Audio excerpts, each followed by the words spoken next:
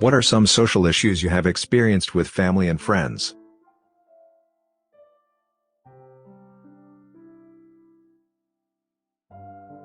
So, my current girlfriend is jealous because my daughter resembles my late wife. My late wife and I were teen parents. We'd been dating for 4 years at that stage, and been friends forever. My wife was promptly disowned by her parents, and came to live with my parents and me. My parents chose to support whatever we chose to do, which was keep the pregnancy.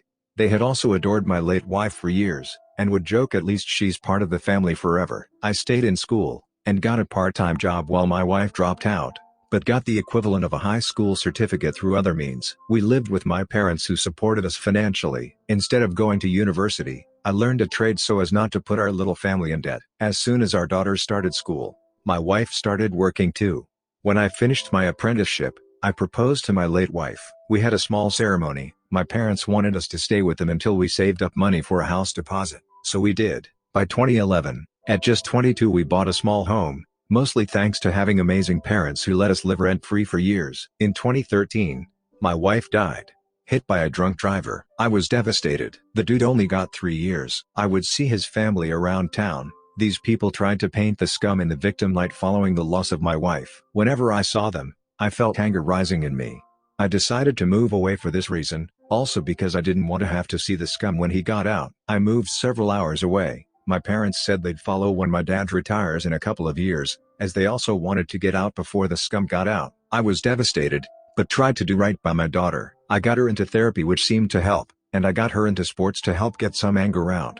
Last year, I decided to get out there and find love. I finally felt ready. I met my current girlfriend on a dating app. We've been dating for just over a year, though it took 7 months for me to introduce her to my 14-year-old daughter simply because I wanted to see how serious it was going to be. I don't want people walking in and out of her life. Yesterday, a good friend of mine sent me screenshots from some Facebook group that they, and also a girlfriend, are in.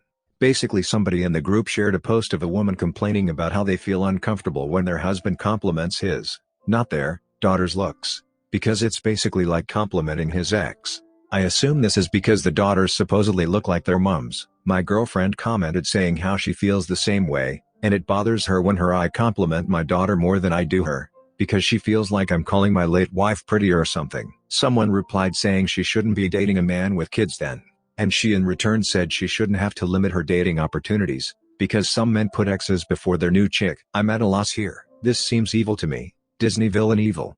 The type of evil that I didn't think existed outside of movies. Yet at the same time she's been a good partner to me, and has been nice to my daughter. I haven't noticed any red flags. Is this normal? Is this okay? I'm honestly at a loss here. I don't have a lot of friends apart from the one who sent me the screenshots, certainly not any who I can confide this sort of thing in. I don't want to bring my relationship problems to my parents either, as I think that can ruin chances of a healthy relationship with my in-laws. Any advice would be appreciated. Should I lose my cool on my son's teacher? I'm the mother of a year-old autistic boy, under the age of 10. His birthday was yesterday. His school has an invite-all policy and I want him to make friends, so his entire class, 30 kids, was there. I didn't find out until the day of the party, but due to his school's invite-all policy he had to invite a couple kids who had been giving him a hard time over his autism. When I got the RSVPs I called the mums, and basically said, so your kid has a problem with my kid. Here's what my son told me. Can you talk to your kid before the party, because I don't want my son upset on his birthday. Of the 3 mothers, 2 said, oh my god, I'm so sorry, I'll talk to my kid ASAP. But the third went full, well, my child is a perfect angel. You probably meant someone else. But I didn't back down, and she agreed to talk to him. Day of the party, less than 30 minutes and I see the 3 kids talking to my son. The one with the defensive mom is doing all the talking while the other 2 stand there and watch. I wait and watch in case their moms talk to them, and this is an apology. Then my son bursts into tears. I go over to the parents who'd stayed behind, and said, if any of them are the parents of those 3, then take your kid and leave. This was not in front of the kids. 2 left immediately, and said their kids are getting grounded, and the defensive mom also left, but not before calling my son a retard, and saying her kid didn't want to come anyway. Cut to today. Around break time at my son's school I get a call from his teacher. She wants to talk about yesterday. I'm expecting something like the other mom wants to set up a meeting to talk about what happened, but that would be too easy. The teacher instead reminds me about the invite-all policy, and how the idea is to stop kids feeling excluded, and I kicked out 3 kids. Over the phone I tell her that they were bullying my kid. She says, and you as an adult felt the appropriate response was to bully them? I responded that as they reduced my son to tears I felt it was appropriate to ask them to leave. Teacher then says not to be surprised when my son is excluded from something. I'm about to go pick my son up from school. The teacher has office hours for parents right before pickup. A solid 50% of me wants to go in there and ask why the F these kids were allowed to bully my son. But he still has to include them, and the other half of me is saying I need to calm down. I'm a teacher too, in a sixth form, so we don't have the invite all rule. But I've still had to deal with my fair share of entitled parents. However, if I spoke to any parent like that, I'd be out of a job. So I am genuinely unsure about my next move. Okay, update. I talked to the teacher. I kept my cool. He said that what she'd said was unacceptable, and he'd talk to her, and I have a meeting with him, the teacher, and the mother of the other boy, and deal with this. Twin baby names. I am 8 months pregnant with fraternal twins. My husband and I have picked out names for the twins that we both love. Nothing strange, the kids won't get made fun of. Both are very safe choices, no weird crap. However, because it's twins, everyone is excited at the idea of picking out a boy name and a girl name. Both of our families have names they want us to consider. We have politely declined if people have offered a name idea, saying we're not taking suggestions. And if they've directly asked us what we're thinking of, we've said they'll find out when everyone else does. The suggestions haven't decreased at all, and the closer we get to the due date the worse it's gotten. The reason we don't want to discuss it with my family is that when my brother and sister-in-law found out, they told me to not tell anyone what we were thinking, because they said when they told my mom the name they were thinking of, mom criticized it, and they didn't like it anymore, and went through a few more names until mom liked one. The reason we don't want to discuss it with my husband's family is that my mother-in-law has posted on her Facebook page, with no provocation, that she can't wait for girl name or boy name the 9th.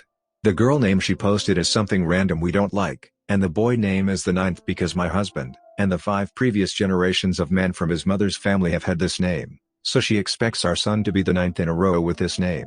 My husband called his mother directly, and she took the post down, but complained the whole time. And when he said we won't be using those names, she got upset we ruined a tradition. After each event we agreed to not discuss names with that whole side of the family because loose lips, and all that. We had a group check-in with my whole immediate family earlier, mom, dad, siblings, over video chat, and mom pressed for the names, and we said we're not telling. There was a short back and forth over this, no raised voices or insults or anything. But mom began to get teary, saying she can't believe we're excluding her from this, and asking what she did to offend us so much we'd not let her even suggest a name for her future grandchildren. We tell her it's nothing personal, we're not telling anyone, and she says she's not anyone, she's the grandmother. We just said she'd know when the baby was born, and she started crying. Dad disconnected the call after that. It's been a few hours and I've received messages from mom, dad, and my sister, all saying we're being cruel, and need to at least tell mom. We were certain we were doing the right thing, until my brother, the one who cautioned us against telling mom in the first place, said that maybe we should just tell her because she was full on weeping on the call. That final message from my brother has left us unsure as to whether we should clue both immediate families in on the names. Is it bad that we are not telling people?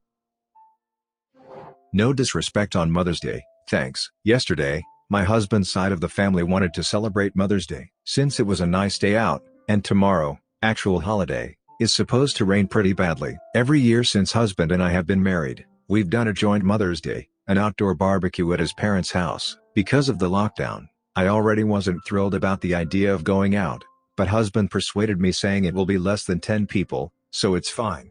I do love him, and get along with most of his family, so I agreed. Now, here's the thing, his mother is extremely, annoyingly entitled, and has never liked me. My own mom passed away only a couple months ago due to lung cancer, and this will be the first Mother's Day without her. With this on my mind, I wasn't looking forward to celebrating the holiday, but I toughed it out, and went to the barbecue.